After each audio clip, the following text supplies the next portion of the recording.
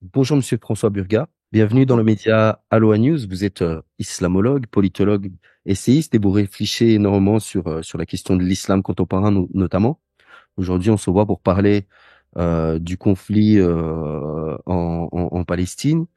Vous avez commenté sur les réseaux sociaux, vous avez dit que malgré ce qui se passe, vous êtes optimiste par rapport au sort des Palestiniens. Est-ce que vous pouvez expliciter un petit peu votre point de vue là-dessus? Oui, une toute petite rectification. Je n'aime pas être présenté comme islamologue parce que je n'ai pas le savoir d'un islamologue. Je suis pas un spécialiste de la religion musulmane. Je suis plutôt un politiste. Et surtout, si on dit islamologue, on pense que c'est en étudiant la religion des autres ou la façon dont les autres pratiquent leur religion que l'on comprend leur raisonnement ou leur comportement politique. Et moi, je dis non. Faut regarder dans quel contexte ils vivent. Si on leur tape sur la tête, ils peuvent devenir méchants. Si on est gentil avec eux, tout va bien. Et j'ai un compte Twitter et de façon un petit peu provocante, je dis: est-il bien nécessaire de connaître le Coran pour comprendre pourquoi le Hamas résiste? Ça veut dire quoi? Ça veut dire les motivations des résistants palestiniens ne sont pas d'ordre religieux, c'est pas pour infliger le Coran à la terre entière, c'est parce qu'ils sont occupés militairement. Donc ne parlons pas de religion quand ça n'est pas nécessaire. Alors la phrase que j'ai dit, mon optimisme à l'égard des Palestiniens, oui, il faut la prendre prudemment, hein, évidemment, c'est un optimisme à moyen ou à long terme. Non, je dirais à moyen terme. Et qu'est-ce que ça veut dire? C'est pas une provocation, c'est une conviction intime que l'État hébreu ou l'État d'Israël, on ne devrait peut-être pas dire l'État hébreu, même si eux se comportent comme un État ayant un critère d'appartenance nationale, un lien religieux, alors qu'en théorie, ils se présentent comme laïcs. Euh, je pense que l'État d'Israël est sur la pente descendante. Je ne dirais pas que ses jours sont comptés, ni ses semaines, ni ses mois, mais je dirais que ces décennies, c'est sûr, c'est certain, et peut-être même ces années. Je pense que Israël, pour l'instant, se maintient. Israël, c'est une entreprise coloniale, ça, c'est une donnée factuelle, c'est pas une accusation, c'est pas une critique, c'est une donnée factuelle qui repose sur la force. Et Israël se maintient par la force grâce au soutien inconditionnel des États-Unis. Donc moi, je pars de l'idée que dès lors que les États-Unis ne seront plus en mesure, par ce pont aérien de munitions, par exemple, hein, dans les 3 mois écoulés, de permettre à Israël de s'imposer par la violence, eh bien, on changera de formule. Il y a, il y a en fait deux grandes portes de sortie de la crise israélo-arabe. C'est la porte heureuse, la porte souhaitable qu'on peut appeler la porte à la sud-africaine, la Rainbow Nation, c'est-à-dire bien des gens qui ont des convictions religieuses, une ethnicité différente, parviennent à s'entendre et créent des mécanismes politiques qui leur permettent de coexister. Ou bien ça ne marche pas, et l'autre porte de... Alors, dans la Rainbow Nation, on peut peut-être élargir le spectre. Il pourrait y avoir deux États qui ont des identités, y compris religieuses différentes, mais qui parviennent à jeter les bases politiques de leur coexistence. Et puis, si ça n'a pas lieu, eh bien, nous avons la porte de sortie beaucoup plus tragique, beaucoup plus brutale, qu'on peut appeler à la rhodésienne ou à l'algérienne, mais il y en a qui partent, il y en a qui font leur valise, d'accord? Bon. Jusqu'à présent, je ne peux que constater que les Israéliens font tout, enfin, n'ont rien fait pour que cela évolue vers la solution à deux États ou vers la Rainbow Nation. Pourquoi? Parce que, contrairement à ce qu'ils disent, les Israéliens ne recherchent pas réalistement la paix. C'est un énorme mensonge. Ce qu'ils recherchent, c'est la terre. Ils recherchent à s'assurer du contrôle total de leur conquête de 1967, c'est-à-dire le plateau du Golan, c'est fait, la Cisjordanie, c'est pas encore fait, et Gaza, c'est pas encore fait. Et un certain nombre d'entre eux, qui s'expriment de plus en plus librement depuis pas mal de temps, réclament même plus. Il y en a qui se voient avec des segments considérables de l'Égypte, des pans entiers du Liban et de la Jordanie. Donc, dans l'histoire, bien sûr, des colonisations qui se sont imposées par la force, il y en a eu. Il faut pas nier ça. C'est présent dans la culture générale de chacun d'entre nous.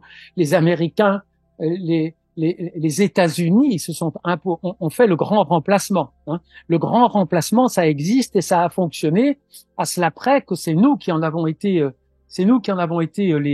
les acteurs, les auteurs dans toute une série de situations dont certaines sont présentes à notre esprit. Les Américains, ils tuent ce qu'on a appelé, à tort ou à raison, les Indiens d'Amérique. Mais moi, il y a quelques années, j'étais en Argentine, au Chili, et j'ai eu une drôle d'impression. J'ai dit, mais vraiment, on se sent chez nous quand on est au Chili et en Argentine. Et puis après, j'ai vu des affiches où il y avait les Mapuches qui revendiquaient leurs terres. Et puis après, j'ai vu le balayeur qui avait une tête d'Indien précolombien. Et puis j'ai compris que l'Argentine et le Chili, ce sont jamais que des pays où la colonisation a réussi. Hein, et elle a réussi par la force. Le grand déplacement est bien sûr Nouvelle-Zélande, avec des solutions actuelles un peu moins brutales, des efforts de Rainbow Nation, mais bien sûr l'Australie, etc., etc., etc. Donc, la colonisation par la force, ça a réussi, mais dans des contextes historiques très particuliers, où les forces colonisatrices avaient le vent en poupe et où les forces colonisées étaient en phase de décadence ou d'affaiblissement pour des raisons internes complexes. Or, la situation dans laquelle se trouve Israël actuellement vis-à-vis de son environnement arabe et musulman, elle est totalement opposée. Les sponsors d'Israël, c'est-à-dire les Occidentaux, les Européens et les États-Unis, ne sont pas dans une phase ascendante. Hein, c'est la Chine qui est dans une phase ascendante. Ce sont les nations du Global South qui sont dans une phase ascendante. Et donc, les sponsors militaires, politiques, diplomatiques d'Israël étant en train de s'affaiblir, et ceux qui sont opposés à cette affirmation par la force étant en train de se renforcer, je pense que l'on peut très, très, très raisonnablement dire que les décennies d'Israël sont comptées. Et à ce titre, oui, je me permets d'affirmer que je pense que dans 20 ans, il fera meilleur être fils de Palestiniens que fils de colons sauvages en Cisjordanie. Est-ce que votre optimisme, vous le cultivez aussi par rapport au regard de l'opinion publique mondiale, où j'ai l'impression que l'opinion publique mondiale, avec ce qui s'est passé là, c'est plus une niche, c'est pas des musulmans ou des militants, disons, enracinés qui ont eu accès à l'information. Et la deuxième question, c'est est-ce que cet optimisme-là, il risque pas de s'annuler dans le sens où tout le monde se dit c'est Benjamin Netanyahou, donc lui, il faut qu'on le remplace, et donc finalement, on va remettre toute la culpabilité et la responsabilité de ce qui s'est passé sur lui, quoi. Alors, c'est deux questions très différentes. Hein. Ce que vous avez dit est très très juste et très très important. On va dire que la solidarité à l'égard des Palestiniens déborde actuellement les frontières des appartenances ethniques. Il y a des tas de gens qui sont ni musulmans ni arabes. Et alors, il faut rappeler qu'il y a on prend souvent ce raccourci, il y a des chrétiens palestiniens. Donc, et la solidarité à l'égard des Palestiniens, et c'est une bonne chose, enfin déborde les frontières, les limites des solidarités ethniques ou confessionnelles. Hein. Et on y viendra. Il y a des différences entre la France et les États-Unis. Les communautés juives aux États-Unis sont véritablement, enfin, de mon point de vue très subjectif, merveilleuses. Ce sont des justes, c'est-à-dire qu'ils sont capables de se mobiliser avec une force dans des proportions malheureusement incomparables avec ce que font les gens. Il y a des héros juifs en France. Hein. Attention, il y a l'Union française des Juifs pour la paix, etc. Mais disons, le volume des manifestations, c'est une des spécificités de la France, on le verra, est très très inférieur dans toutes les communautés à ce qu'il est dans le monde anglo-saxon, hein, disons. Alors oui, l'un des grands, je dis parfois, les Palestiniens qui meurent aujourd'hui par dizaines de milliers ne meurent pas pour rien, parce que Israël est même pas en train de gagner cette guerre militairement d'ailleurs, mais disons détruit, assassine, affaibli, bouge des tunnels, mais il perd cette guerre moralement, il perd cette guerre sur le terrain de la communication, c'est une évidence absolue. Il la perd à l'échelon régional. Les accords d'Abraham, les accords de normalisation avec ses ennemis arabes ne vont sans doute pas résister. Alors, il faut savoir que ces accords, ils ont été passés par des élites politiques arabes coupées des opinions publiques. coupé des opinions publiques. Et là, la pression des opinions publiques est remontée. On voit bien au Maroc, qui est littéralement dans les mains des Israéliens le roi, mais la population tous les vendredis est de façon de moins en moins contrôlée par les services du pouvoir. Elle sort dans la rue par dizaines de milliers. L'Arabie Saoudite a déjà opéré son virage. On sait que bon, on commence à avoir des sondages crédibles dans cette région du monde. J'ai vu passer 96% des Saoudiens sont totalement hostiles à la normalisation avec l'État d'Israël. Donc les Israéliens, Salman veut, non? pardon. Salman, il n'a pas déclaré le fait que voilà, il dit voilà, j'attends le cessez-le-feu, mais je veux quand même normaliser les liens avec Oui, Israël. oui, personne n'a rompu complètement. Le roi du Maroc a tenu à faire savoir que s'il n'avait pas acheté des chars à Israël, c'est parce que les Israéliens n'avaient pas voulu, mais pas parce que à ce jour, les chefs d'État n'ont pas renié mais ils se sont trouvés en situation de différer, de prendre en compte de plus en plus leurs opinions publiques. Il faut bien se rendre compte que les accords d'Abraham, ce sont des accords qui donnent des dividendes positifs aux élites au pouvoir, mais qui sont refusés par le cœur des opinions publiques. Donc ils rament, ils doivent déployer un coefficient de violence politique supérieur chaque fois qu'ils veulent imposer. Alors ça vaut pour le Soudan, ça vaut bien sûr pour les Émirats, mais bon, ces pays sont tellement artificiels, ils sont tellement noyés dans la rente pétrolière que les racines sociales des oppositions politiques sont fragiles. Mais les Israéliens ont énormément perdu. Leur plus grande perte, c'est dans l'opinion publique américaine, parce que leur plus grand sponsor, c'est les États-Unis, et ce sont bien aux États-Unis que l'espèce de monopole absolu de la représentation du conflit qu'ils avaient fuit par tous les trous. Donc ça, bon. Alors après, votre seconde question est différente. Est-ce qu'on risque de faire porter la responsabilité de cette crise? Ça rejoint une question dont on avait dit que vous vouliez l'évoquer. La société civile israélienne va-t-elle jouer un rôle Ouais. Il y a des héros en Israël. Il y a des gens éminemment respectables. Il y a des Gideon Lévi, il y a des Marchavski, il y a des manifestants. Bon, toutefois, avant que Netanyahou, il faut le dire une fois pour toutes, Netanyahou ne sert pas les intérêts de son pays actuellement. Il fait tout pour ne pas avoir à perdre le pouvoir et donc à faire face aux condamnations judiciaires qui le menacent. Donc, il a mis son pays en associant au pouvoir la frange la plus extrême du paysage politique. Il a mis son pays en danger. C'est une évidence absolue. Mais c'était la seule façon de rester au pouvoir et donc d'éviter la case prison. Donc, Netanyahou n'a pas Netanyahou a rendu plus transparent, plus explicite les contradictions de l'État d'Israël, mais il ne les a pas créées. Parce que avant Netanyahou, il y avait la gauche au pouvoir.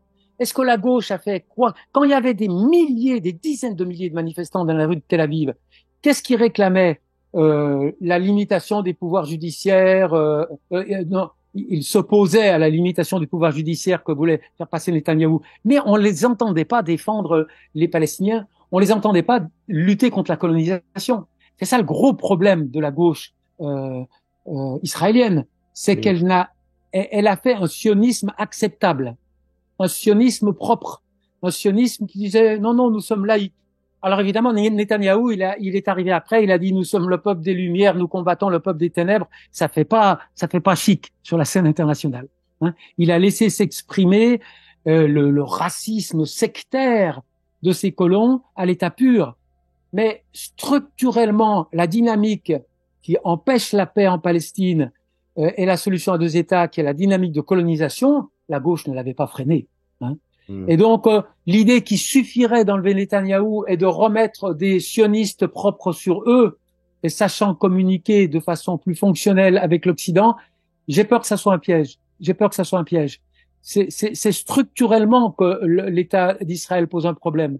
À moins que, après, c'est pas à nous de le dire, mais si un jour les Palestiniens disent on accepte la solution des deux États, à moins que Israël ait la force de faire marche arrière sur le processus de colonisation, tel qu'il est entrepris depuis 1967. Mais ça, c'est des décisions politiques très, très lourdes de conséquences. C'est des déplacements de dizaines de milliers de populations. Hein. Donc, moi, je dirais pas comme ça. Je pense pas qu'il y ait un risque qu'on ait fait porter, qu'on se contente de déposer Netanyahou, parce que si on se contente de déposer Netanyahou, on aura une communication israélienne plus sophistiquée, mais structurellement, on aura toujours les mêmes problèmes. Veulent-ils la paix ou veulent-ils la terre?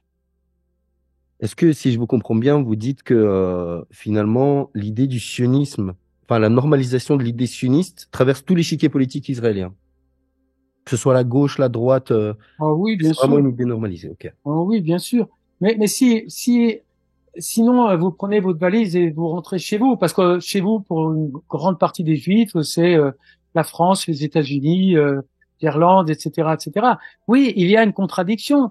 On commence à savoir ce qui s'est passé en 48, des massacres absolument épouvantables, une violence barbare qui s'est exercée pour déplacer 800 000 personnes de leurs appartements. On commence à mieux connaître maintenant les conditions historiques du partage de la Palestine et on sait bien qu'il y a une contradiction énorme. Maintenant, moi, c'est pas à moi de juger si un jour la population palestinienne dit bon, eh ben oui, d'accord, ça a été très dur, mais on imagine des compensations et on revient aux frontières de 67. Ben moi, je me féliciterais parce que il est évident que l'histoire a été faite de déplacements massifs de population, parfois par la violence, et puis que des fois on a tourné la page, d'accord? Mais je ne pense pas que on puisse normaliser complètement maintenant ce que l'État d'Israël veut nous demander de normaliser en tant que nous sommes ses sponsors militaires et diplomatiques au regard du monde. Alors, retour en France, euh, après le 7 octobre, on pourrait objectivement dire qu'il y a un relais médiatique politique qui tient globalement un discours pro-israélien, qui tenait en tout cas. Comment expliquer ça rationnellement et quelles sont les convergences d'intérêts Oui, de ces élites question essentielle.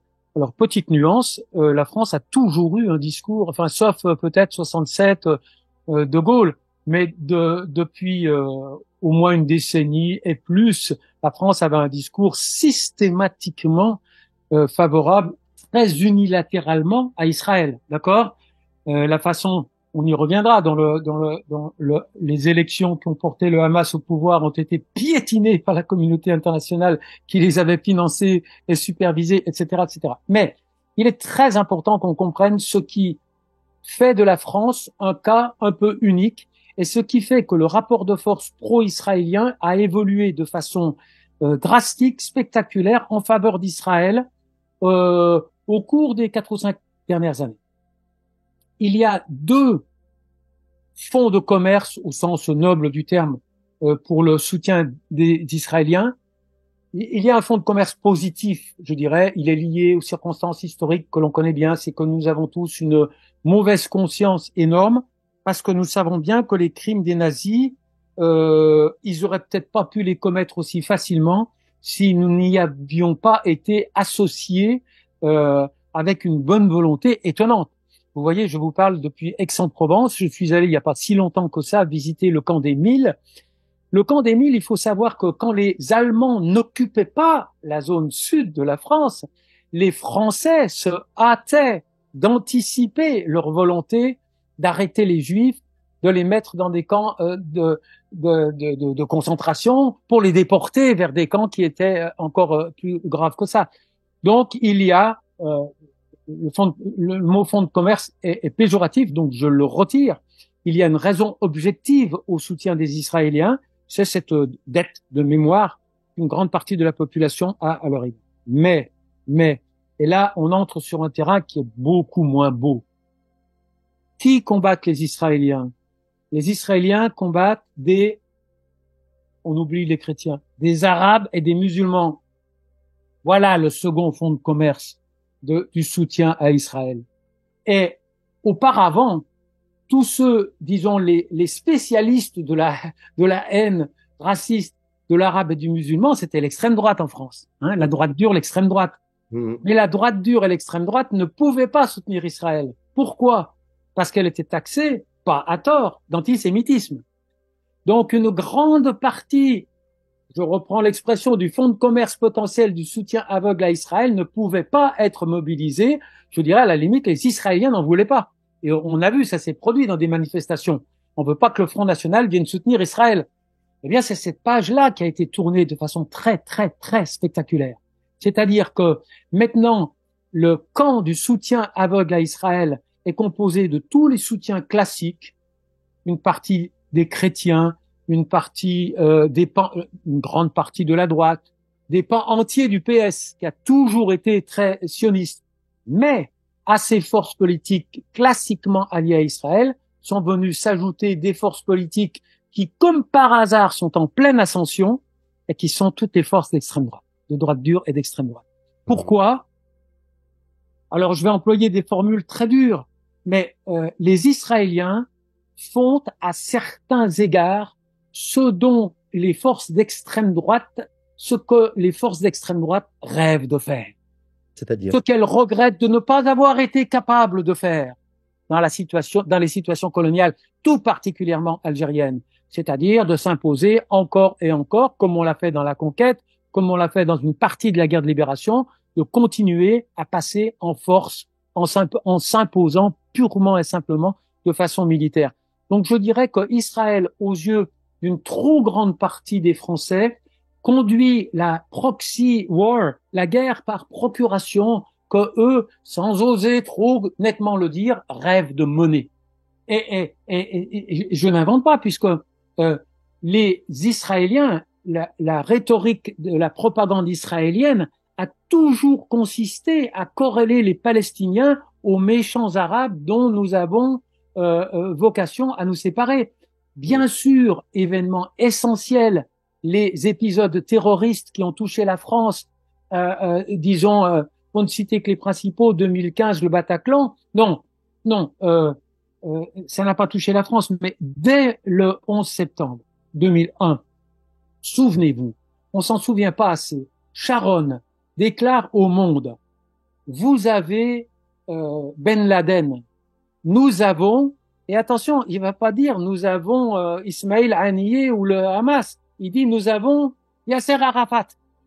Donc déjà, il veut que nous identifions toute forme de résistance palestinienne, y compris celle qui a avalé son chapeau, qui a fait des concessions massives dans les accords de Camp David, on veut les associer au terrorisme islamique. Et après, sans arrêt, Netanyahou va nous dire, vous savez, dans vos banlieues, vous avez le même problème que nous. Et ça, je dirais que c'est une grande victoire, une très grande victoire de la propagande israélienne. C'est-à-dire que, à la limite, Israël est arrivé à faire corréler non pas la résistance palestinienne, mais tous les Palestiniens, puisqu'ils ont élu le Hamas, à des adeptes de Daesh. Et ça a fonctionné. Et donc la nouveauté en France, c'est que le front de ceux qui soutiennent, c'est que la défense inconditionnelle d'Israël surfe la vague d'islamophobie, surfe le tsunami d'islamophobie qui traverse la France. Petite précision. Il m'arrive de parler d'islamophobie. On parle beaucoup d'islamophobie. Ce mot est important, mais attention, il cache une partie de la réalité. En France, la société française ne stigmatise pas sur le mode du racisme et de la discrimination que les musulmans. Parce que si vous appartenez à une société subsaharienne de culture non musulmane, vous êtes de la même manière discrédité à l'emploi, au logement. Si vous êtes un black d'Afrique black, vous êtes discriminé au logement, à l'emploi, et de toutes les politiquement. Rentre chez toi en Afrique, comme l'a dit un député du Rassemblement national à un député français d'origine africaine, vous êtes discriminé à peu près autant que si vous êtes musulman. On va juste dire que l'islam, ça rajoute, on y viendra peut-être, l'islam, ça rajoute une couche d'allogénéité à l'étranger. Un étranger, un arabe, c'est pas terrible. Mais un arabe qui en plus est musulman, on a franchi une étape supplémentaire. Donc, le front de ceux qui défendent Israël aveuglément et qui sont prêts à tolérer les pires débordements de la violence répressive, eh bien, ils sont composés, je dirais maintenant, majoritairement de de ce tsunami islamophobe et xénophobe qui traverse la France en écho au processus de décolonisation. On y viendra peut-être. Moi, il y a un truc qui m'échappe, c'est finalement, par exemple, prenons le cas de la France, on peut remarquer que l'opinion publique va à l'encontre, en tout cas pose des questions et va à l'encontre de ce discours pro-israélien. Et je me dis, mais quel est l'intérêt d'un État comme la France de tenir ce genre de discours alors que sa propre opinion publique euh, n'est pas, enfin, il va à l'encontre le discours va à l'encontre de l'opinion publique et je me dis, mais quel est l'intérêt? Ça fout le bordel à l'intérieur, ça fout une méfiance entre guillemets des citoyens à l'encontre du système politique. Je comprends pas. J'aimerais que vous ayez raison, j'aimerais que vous ayez tort. Mais je pense que vous n'avez pas raison. Je Ok, pense qu'il est très difficile de dire maintenant qu'une majorité de l'opinion publique est favorable aux Palestiniens. d'accord. Parce que précisément, comme je l'ai esquissé tout à l'heure, je pense que la propagande israélienne est arrivée. Les Français ne défendent pas, ne sont pas pro-israéliens. Les Français ne sont pas pro-Netanyahou. Les Israéliens sont anti-Hamas. Les Français sont anti-Hamas, sont anti-islamisme, sont anti-frères musulmans. Et je ne pense pas, j'espère être contredit, je pense pas qu'actuellement, un sondage disant pensez-vous qu'Israël a raison de vouloir détruire le Hamas infirmerait la position, la légitimité des Israéliens. Non, malheureusement, je pense que c'est en train d'évoluer. Alors, pourquoi ça évolue pas si facilement que ça? Parce que la propriété des médias est telle que les médias, il y a eu une excellente enquête du monde diplomatique le mois dernier, à laquelle je vous invite à vous reporter. On y apprend que les médias en France sont, alors, petite exception, les médias catholiques, le groupe Le Pèlerin. Donc, il y a deux, trois organes de presse, La Croix, etc., qui sortent des deux catégories. Mais les médias en France sont la propriété soit de franco-israéliens, Drahi, avec Libération, Europe 1, je vais me tromper, BFM TV, une longue liste de médias très très très influents, soit catégorie Bolloré, c'est-à-dire gens d'extrême droite. Mais dans les deux cas, ils appartiennent à ces deux camps qui nourrissent, pour des raisons sensiblement différentes, mais avec un résultat identique, la vague de xénophobie anti-arabe ou anti-musulmane qui traverse le pays. Donc, le français moyen qui ne fait pas l'effort de se lancer, mais c'est pas facile dans le maquis des réseaux sociaux parce que la complosphère ou l'extrême droite, elle est extrêmement présente dans les réseaux sociaux. Elle a même infecté Wikipédia, même des sources d'informations qui seraient réputées objectives sont sous contrôle. Donc, celui qui n'a pas de relais, qui ne fait pas des efforts d'information, il est soumis à un tel lavage de crâne.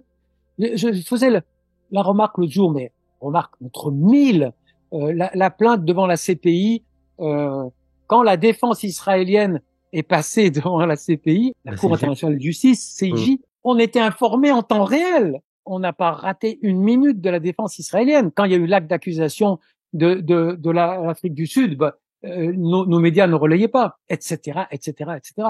J'ai été moi-même confronté à la perte totale de la déontologie, de l'Express, de Libération, les deux seuls journaux à qui j'ai accepté de parler parce que il y avait eu des précédents où ils avaient été un tout petit peu plus. Et bon, Monsieur Simon Blin de Libération, pour ne pas le citer, a travesti très grossièrement ce que je lui ai dit à propos du Hamas.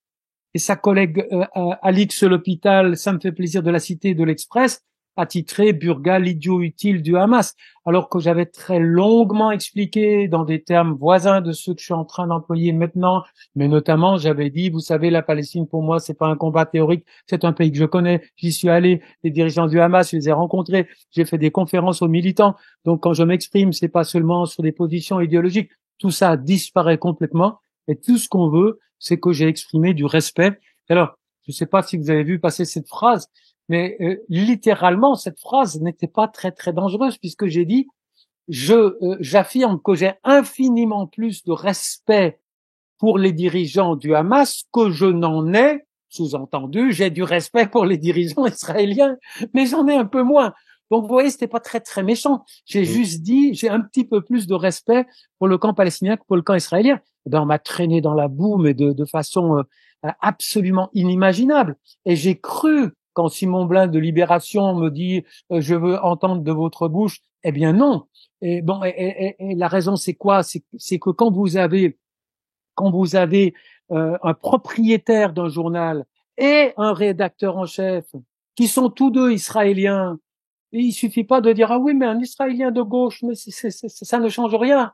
Ça fait trop pour qu'un journal puisse avoir la colonne vertébrale suffisamment rigide pour traiter. Oui, on peut avoir du respect pour les leaders de la résistance palestinienne, comme on a pu en avoir pour les leaders de la résistance algérienne. Ça n'a pas empêché que les leaders de la résistance algérienne, le FLN, ils ont mis des bombes dans le milk bar et qu'un ou deux enfants ont été blessés ou tués. D'accord, mais ça ne change pas la formule de notre appréciation sur un mouvement de résistance lorsqu'il y a une occupation militaire. Bon, ben les médias français, je dirais allez, Mediapart, Politis, Arrêt sur Image, le Média, et puis on a fait le tour.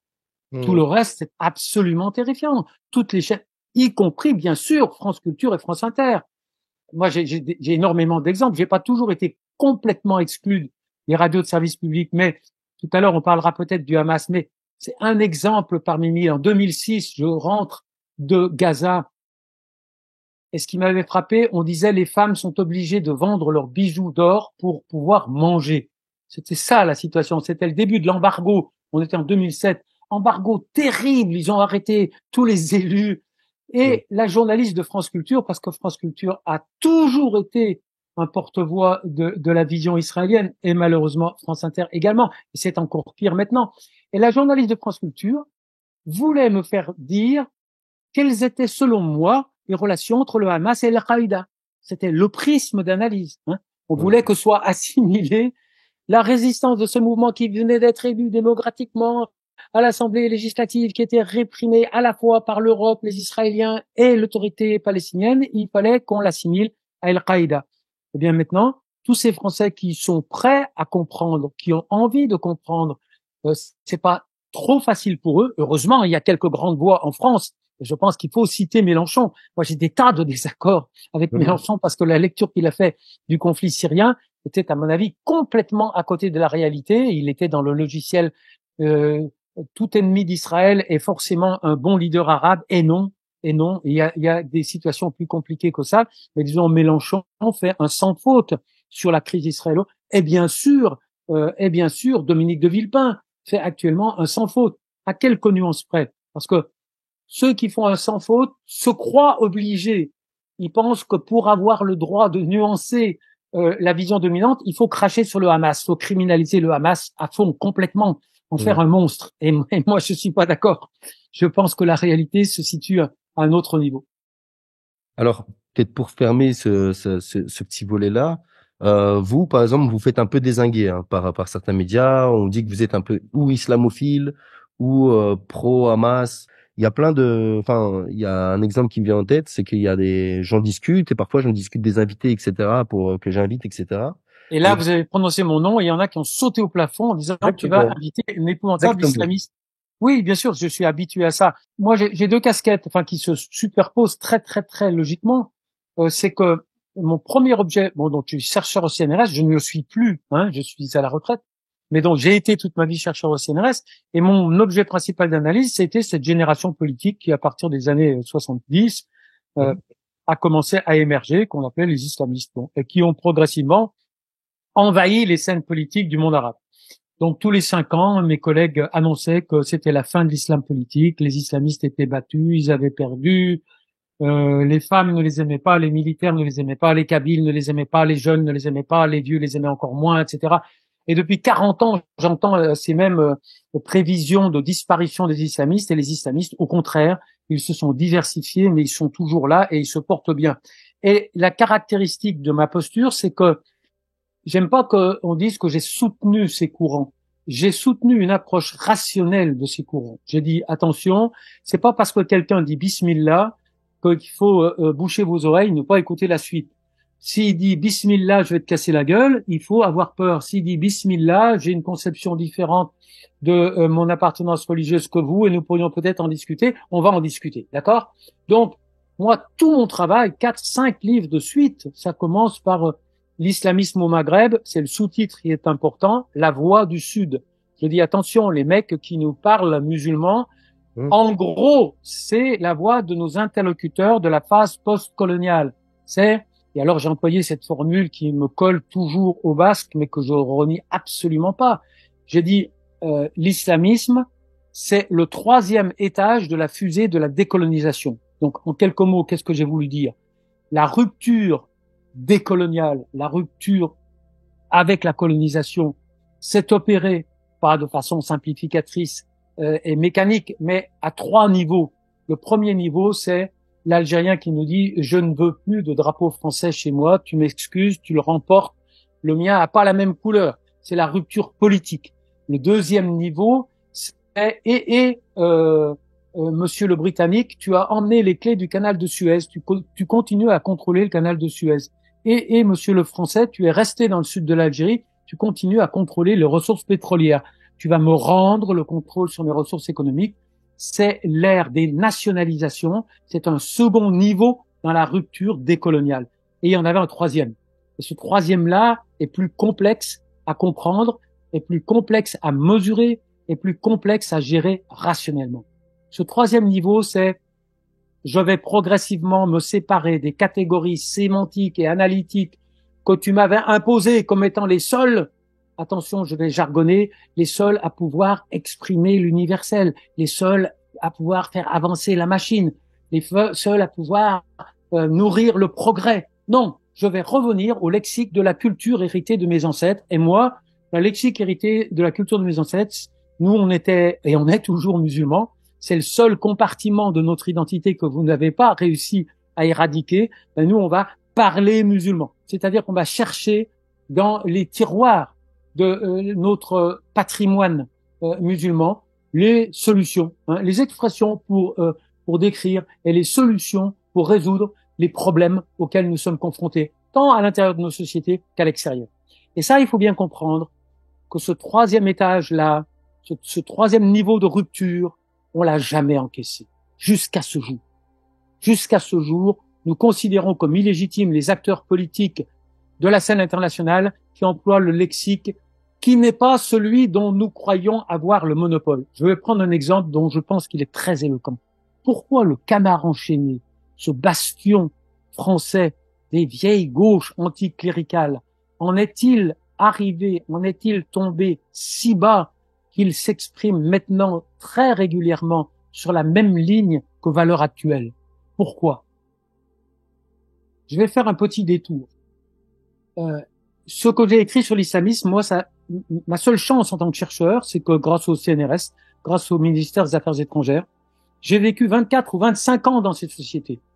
Donc, je parle pas de théorie fumeuse, je rends compte des interactions que j'ai eues avec les acteurs. Dans une langue que j'ai fait l'effort d'apprendre, ce qu'ont fait très, très, très peu de mes confrères ou consoeurs. L'un de mes interlocuteurs, l'un de ceux à qui je disais « Bonjour, mon cher monsieur, vous êtes classé aujourd'hui islamiste. Or, quand vous étiez petit, vous étiez classé gauchiste. Est-ce que vous pourriez m'expliquer comment ça vous est arrivé et pourquoi ?» Ça a été vraiment mon mode de fonctionnement pour comprendre ce que ça voulait dire islamiste. Et l'un d'entre eux, qui n'est pas très, très célèbre, mais qui est connu, qui est un magistrat égyptien qui s'appelle Tarek al-Bishri, qui est un auteur prolixe, qui est décédé maintenant, il m'a beaucoup marqué, c'est un peu à lui que j'ai emprunté la structure de cette chronologie de l'historicité islamiste. Il m'avait dit la chose suivante. Il m'avait dit, vous savez, François, pendant tout le temps où on défendait nos intérêts nationalistes, nos intérêts anti-impérialistes, Britanniques, cassez-vous, Britanniques, rendez-nous le canal de Suez, etc., etc. Tant qu'on employait pour s'exprimer la terminologie des idéologies plus ou moins importées de l'Occident, que ça soit à titre principal l'idéologie marxiste, qui a beaucoup servi, bien sûr, pour critiquer la présence coloniale, mais même les idéologies libérales occidentales, droits de l'homme, etc., etc. Tant qu'on employait ce lexique, nous avons toujours eu une partie des sociétés occidentales qui nous défendaient. Ça pouvait être les communistes, ça a longtemps été les communistes, mais ça pouvait être aussi les chrétiens. Ça pouvait être les libéraux hors appartenance politique. Mais dès lors que nous avons commencé à, ouvrez les guillemets, parler musulman, fermez les guillemets, il ne s'est plus trouvé un seul segment des sociétés occidentales pour accepter de nous considérer comme des acteurs politiques rationnels. Bon, moi, à tort ou à raison, c'est pas, je dirais, j'ai eu la chance parce que j'ai séjourné très longtemps dans les sociétés concernées de comprendre qu'il n'y avait rien de pathologique, de grave, de désespéré dans ce besoin des sociétés de renouer avec le lexique de la culture qui avait été obéré par la présence occidentale. Que le fait de parler musulman, c'était pas systématiquement dangereux pour le fond commun de valeurs humanistes, qu'on pouvait parler musulman sans pour autant rompre avec les valeurs universelles. Et donc, ma première casquette, c'est il est celui qui ne criminalise pas comme tout le monde des islamistes. Et ça passe pas. J'y suis habitué, ça m'a valu des trésors d'hostilité, mais disons, j'y ai survécu. J'y ai survécu parce que je suis de moins en moins seul, parce que je pense que toute une génération, je pense pas être isolé dans la sphère académique. Une partie de mes collègues considèrent que je suis un peu trop exubérant, que je devrais pas m'exprimer sur les réseaux sociaux. Ça, vous entendrez assez facilement. Mais vous allez voir des chercheurs bien sages, bien gentils, bien discrets, vous allez ausculter leur travail, vous allez voir que nous ne sommes pas en rupture sur le plan méthodologique. Je dirais que les chercheurs les plus médiatisés, on ne va en citer que 2 ou 3, Gilles Kepel, Bernard Rougier, plus récemment Florence Bergeau-Blaclair, ont une assise médiatique totalement hors de proportion avec leur reconnaissance académique, d'accord? Donc, je suis pas complètement seul dans le terreau académique, et évidemment, j'ai des signes de reconnaissance de l'étranger. Je suis pas prophète dans mon pays, mais je suis respecté par ceux qui considèrent que ce que je dis est bon. Et alors, cette casquette de ne pas être hystériquement hostile aux islamistes, pour faire simple, fait que très logiquement, quand la résistance palestinienne a pris une casquette qui a fait d'elle un acteur de l'islam politique régional, oui, j'ai été au petit nombre de ceux qui ont refusé de criminaliser le Hamas. Et encore une fois, je l'ai fait d'autant plus naturellement que je ne parle pas que de théorie, que les leaders du Hamas, je les ai rencontrés, là, dans mon téléphone, je vais vous dire un secret. Ça ne sera plus un secret. Je me suis entretenu il y a très peu d'années avec un leader du Hamas et je lui dis, si vous aviez un message pour le président Macron, que lui diriez-vous? Alors, je l'ai pas encore publié. C'est un message d'une infinie banalité, mais je vais le publier pour vous dire que, et puis j'ai fait des conférences aux militants du Hamas. Gaza, j'y étais en 2019, j'ai parlé devant un auditoire de 250 personnes, mais évidemment en langue arabe. Et je sais que l'organisateur de la conférence, bon, je vais faire une crise d'immodestie. Mais je crois que c'est important qu'on comprenne ça. L'organisateur de la conférence, il a dit, vous avez vu, Monsieur Burga, l'orateur précédent, là, celui qui a l'anglais, là, qui a parlé. Vous avez vu comment personne n'écoutait. Et il y avait une traduction, mais personne n'écoutait, parce que de toute façon, la traduction, ça se passe mal. Personne n'écoutait. Alors que moi, quand je m'exprimais, il n'y avait pas une mouche qui volait dans la salle. Et j'ai quand même eu des interactions avec les militants du Hamas, y compris le leadership, à Gaza, en Jordanie, en Syrie, en Turquie. Donc, je sais un petit peu quand même de quoi je parle. Donc, évidemment, c'est pas un hasard si ceux qui considèrent qu'il faut la propagande israélienne a besoin de continuer à puiser dans ce réservoir sans fin de la criminalisation à l'émotionnel des acteurs politiques qui parlent le lexique musulman, eh ben, je suis une cible. Alors, on me fait l'honneur, effectivement, de me considérer comme une cible privilégiée. Mais bon, on a essayé X fois de me faire virer du CNRS. Quand j'ai été nommé directeur de recherche, l'association des patrons et des professionnels juifs de France, un petit groupuscule manipulé par les services israéliens, a demandé au ministre ma radiation de la fonction publique. et des manœuvres de ce genre, j'en ai des cartons entiers. Et des menaces, j'en ai des piles entières. La dernière, là, il y a 3 jours, c'était le Mossad au Ratapo. Enfin, on est sur ce registre-là. C'est pour ça que quand j'entends dire certains de mes collègues que nous sommes menacés par les islamistes, mais moi, le volume de menaces de mort que je reçois, il est incomparablement supérieur. Eh bien, disons que oui, je continue parce que je suis soutenu par des gens pour qui j'ai le plus grand respect à l'intérieur du tissu français, même si eux-mêmes ne peuvent pas s'exprimer parce qu'ils sont... vous savez qu'actuellement, un like sur Facebook, ça peut faire dissoudre votre association. Hein, un post sur Twitter peut servir d'argument pour faire dissoudre votre école, etc., etc. Donc, un grand nombre de gens qui ont une grande sympathie pour ce que je dis savent qu'ils ne peuvent pas eux-mêmes le dire. Et moi, oui, je suis à la retraite. Peut-être qu'un jour, je stopperai une cartouche de chevrotine, j'en sais rien. Mais disons, pour moi, ça serait une très belle mort. Non, on n'en est pas là, hein, je dramatise pas. Mais disons que ce que je subis comme attaque, comme harcèlement, et c'est parfois très dur à porter, surtout quand on sort de la sphère des réseaux sociaux. Là, les attaques contre moi, c'est pas les réseaux sociaux, c'était 90% de la presse la plus noble, entre guillemets, France Culture, France Inter. Lorsque Patrick Cohen dit François Burga a accroché une cible dans le dos de sa collègue, on m'accuse de mettre en danger la vie de mes collègues. C'est très dur à supporter. Et encore une fois, c'est pas que les réseaux sociaux. Jusqu'à présent, je tiens bon et j'espère tenir bon encore quelques années. Vous pensez quoi du livre sur les frères musulmans de Florence Bergot-Blaclair? Il a fait quand même pas Bon, il mal. faudrait une émission spéciale. Ok. Non, mais je vais vous dire en une phrase quand même. C'est un ouvrage qui donne une base logique, juridique, éthique à la stigmatisation de toute une catégorie de musulmans. D'accord? Chronologiquement, en France, l'État a stigmatisé, réprimé, discriminé une petite frange des musulmans, ceux qui vraiment criaient Allahu Akbar tous les matins et qui évoquaient la possibilité de passer à l'action armée. On va dire les djihadistes. Et c'était pas complètement illégitime. Et puis après, on a élargi la sphère. On s'en est pris à tous ceux qui ont donné à la religion une place un peu envahissante. Comme un moine chez nous. Il est irrigué par sa religion. Il veut que ça se sache. Donc, il a des codes vestimentaires et comportementalistes. Bon. Mais ce type-là n'est pas forcément un révolutionnaire.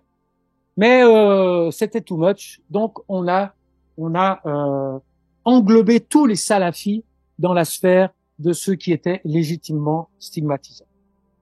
Ensuite, ça suffisait pas.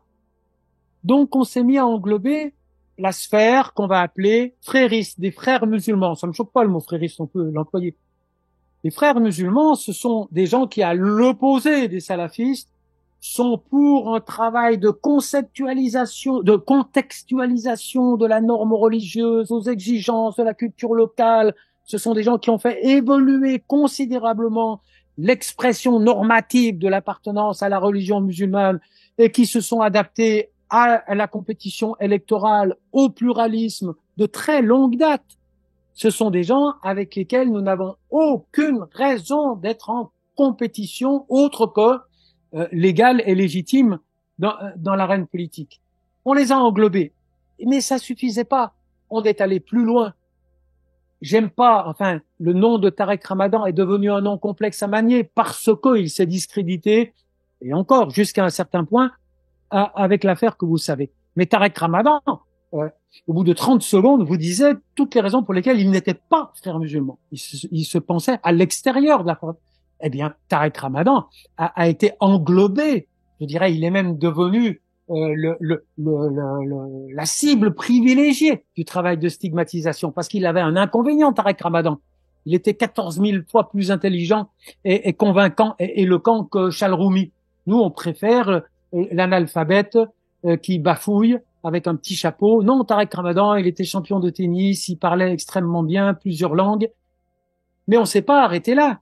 Le Bondi blog, dans les travaux de Rougier, bon, il y a eu Keppel, Rougier, Bergeau-Blaclair, on va dire les trois étapes, même si Keppel souffrirait certainement d'être comparé à Bergeau-Blaclair, qui a un tir en dos bien moindre que lui-même, mais tant pis. Euh, on s'en est pris au Bondi Blog. Le Bondi Blog a été considéré comme salafiste. Hein. Et puis, bien sûr, je dirais toute la société civile, Marwan Mohammad, on a dissous le CCIF, hein, le centre qui luttait avec des moyens légaux contre l'islamophobie, qui donnait aux musulmans des moyens pacifiques, judiciaires, hein, de résister à la stigmatisation. Eh bien, Bergeau-Blaclair, elle a apporté la brique finale. Et pour résumer l'ouvrage de Bergeau-Blaclair, si vous googlez un petit peu définition du frérisme par Bergeau-Blaclair, c'est une citation de Florence Bergeau-Blaclair. Elle dit, on lui dit, je ne sais pas à quelle question elle répond, mais elle dit, il y a 20 ans, je pense qu'il était possible d'être musulman sans être frère musulman. Hein, enfin, sans être frériste, hein, comme je l'ai dit. Mais de nos jours, je pense plus que ça soit possible. Répétez 10 fois cette phrase. Répétez 10 fois cette phrase. Qu'est-ce que ça veut dire?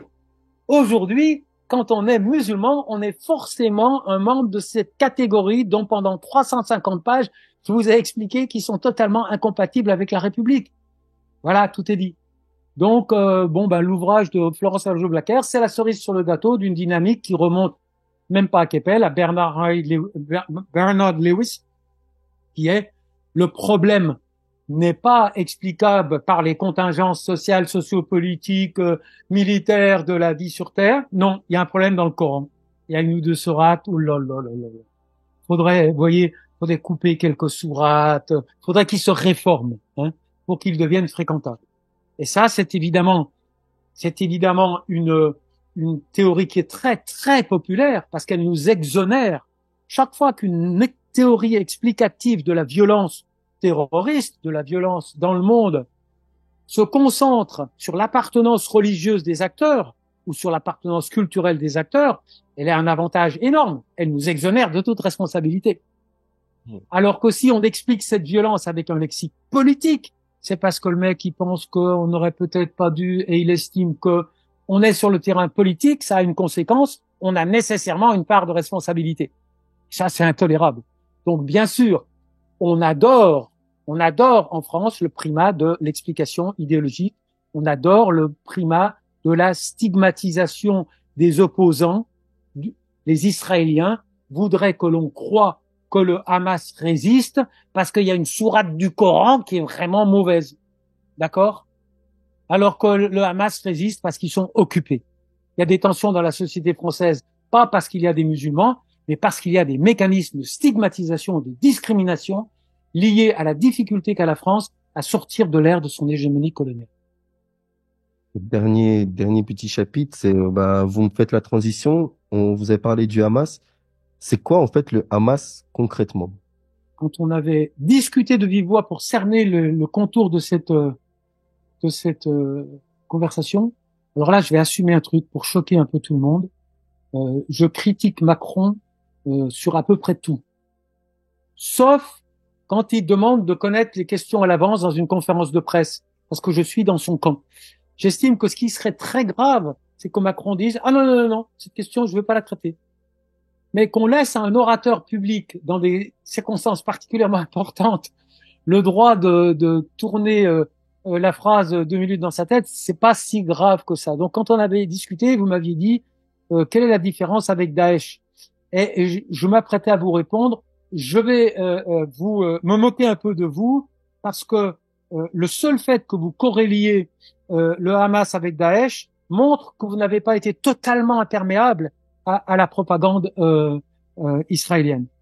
Parce que la propagande israélienne, c'est justement de transformer toute résistance, y compris la plus légaliste, y compris la plus laïque, puisque, encore une fois, Sharon voulait assimiler Arafat à Ben Laden, c'est de l'assimiler au pire à Daesh.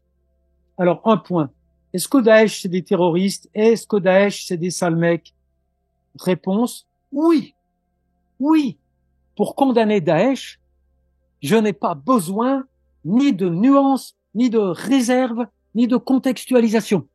Mmh. Simplement, je vais introduire une nuance. Daesh a pratiqué deux violences. Il a pratiqué une contre-violence face aux institutions étatiques qui martyrisaient la communauté sunnite.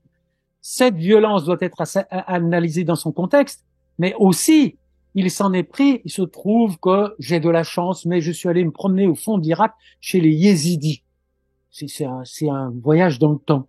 Vous arrivez au Moyen Âge, hein, mais Daesh a martyrisé les Yézidis au nom de leur appartenance religieuse. Donc Daesh s'est comporté sur, alors puis Daesh a assassiné les homosexuels, etc., etc. Donc Daesh a pratiqué une violence sectaire totalement inacceptable, avec laquelle même le mieux disposé des analystes islamo-gauchistes tels que je représente ce courant ne négocie pas. D'accord? La caractéristique de Daesh, elle est double. D'abord, elle a une territorialité d'action. Eux, ils ne luttent pas en Syrie. Si Bachar el-Assad tombe demain, ils n'ont pas fini le boulot. Ils veulent continuer en Irak, et puis au Liban, et puis sur la terre entière. Ils veulent imposer le dogme musulman comme le sol, etc., etc., etc. Hamas n'a rien à voir avec ça. Hamas ne mène pas une guerre à l'échelon universel dans le style de ce qu'on a pu attribuer à Al-Qaïda ou à Daesh. Première différence. Temporalité aussi. Si Hamas récupère, alors là il y aura une nuance, le territoire de la Palestine demain, il s'arrête. Hein, il veut pas prendre le pouvoir sur l'Égypte et sur Londres, d'accord? C'est l'énorme différence avec Daesh. Et puis Hamas a démontré sur le terrain. Peut-être un jour vous pourriez faire parler un chirurgien français qui s'appelle Christophe Oberlin et qui pendant 20 ans s'est rendu 3-4 fois par an pour enseigner, pratiquer et enseigner la chirurgie à Gaza. Et ça n'est pas un analyste de sciences politiques, mais il a juste la pratique du terrain. Les gars de Damas, du Hamas, il les connaît tous. Et il me dit, mais quoi la coexistence religieuse? Mais attends, ils étaient potes avec le curé machin, avec le truc, on allait à la paroisse un tel. J'ai jamais vu la moindre tension religieuse entre les militants de Hamas, alors qu'au Daesh, eux, ils brûlaient les églises. Ils martyrisaient les Yazidis. Donc on est vraiment devant deux catégories d'acteurs politiques totalement différents. Et le fait de les corréler, eh bien, c'est développer un écran de fumée qui nous empêche de penser qu'un acteur politique, dans une démarche anti-impérialiste ou nationaliste, appelez-la comme vous voulez, peut très bien avoir conservé son appartenance religieuse, comme les militants de la théologie de la libération en Amérique du Sud l'avaient fait. D'accord? Ils se servaient du sentiment religieux au service d'autres causes que ne le faisait l'Église alliée à la monarchie absolue en France. Ce que Madame Badinter n'a jamais compris. Hein. C'est, enfin, petite parenthèse. Vous rendez-vous compte que on critique l'islam politique, on démonise l'islam politique. Hein. Il y a une interférence entre la religion et le politique, donc ils sont illégitimes, donc ils sont infréquentables. Mais que font les Israéliens? Discrètement au début, mais que je sache, c'est quand même Dieu qui leur a donné la terre, non? C'est bien une histoire comme ça.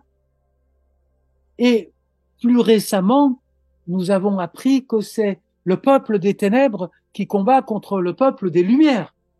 Hein? Nous avons, de la façon la plus explicite, un langage de théocratie, et les laïcs français, les gardiens de la sainte laïcité. Alors, vous voyez, illégitimer le Hamas sur la base du fait qu'il a, comme tous les autres courants islamistes de la région, conservé le droit de mobiliser son appartenance religieuse, c'est quelque chose qui ne tient pas. Alors après, pour le reste, bon, bah, ceux qui ont un compte Twitter ou un compte Facebook peuvent regarder l'un des derniers posts que j'ai publié, que j'extrais d'ouvrages que j'ai écrits il y a longtemps. Mais il faut savoir le martyre que la communauté internationale a fait subir au mouvement Hamas. Le mouvement Hamas a essayé absolument tout, l'inverse et son contraire, comme mode d'action pour obtenir un règlement pacifique. Tout a été rejeté. Et le pire, c'est bien sûr lorsqu'il arrive au pouvoir par des élections qui ont été organisées par la communauté internationale, financées par l'Union européenne, et qu'on une trilogie d'acteurs, les Israéliens, les Européens et l'autorité palestinienne, pas plus légitime à rester au pouvoir que le Hamas, soit dit entre parenthèses. On dit des fois, ah, le Hamas, il n'a pas été réélu. L'autorité palestinienne non plus. Et oui, tout est à sens unique. Hein. Donc le Hamas va voir ses députés, ses ministres arrêtés, mis en prison, silence total de la communauté internationale. Donc le Hamas, c'est un mouvement politique qui est en tout point comparable à des courants que je qualifierais de fréristes, même si ce mot fait un autre emploi, hein, parce que évidemment tout dépend du sens que vous donnez au mot. C'est un courant qui est issu grosso modo de l'école des frères musulmans, qui a produit des mouvements comparables à Ennahda ou à Morsi en Égypte, dont je sache la France n'a pas refusé de les reconnaître et d'interagir avec eux au plan gouvernemental. Et donc voilà, encore une fois, arrêtons de nous obnubiler avec la terminologie religieuse, regardons simplement les faits, les comportements, et on verra que les terroristes ne sont pas exactement ce que l'on croit.